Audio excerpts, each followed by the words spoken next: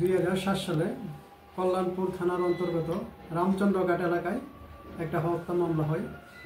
সেই হত্যা মামলায় রাজকুমার দেবনাথ নামে বাবা রাধাচরণ দেবনাথ বাড়ি শান্তিনগর এলাকার একজন লোক জড়িত ছিল।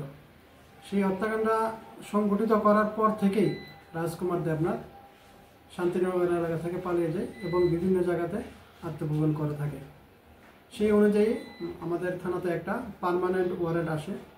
অনেক খোঁজাখুঁজি করেছিলাম আমরা, কিন্তু রাজকুমার দেবনাথের কোনো হদিশ পাওয়া যাচ্ছিল না। গতকাল আমাদের কাছে একটা খবর আসে যে রাজকুমার দেবনাথ আগরতলায় দলেশ্বর এলাকাতে কোনো একটা জায়গাতে বসবাস করছে।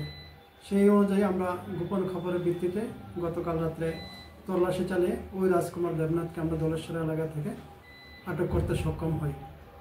আজ সমস্ত আইনি প্রক্রিয়া শেষ করে রাজকুমার দেবনাথকে খোয়াই আদালতে প্রেরণ করা হবে।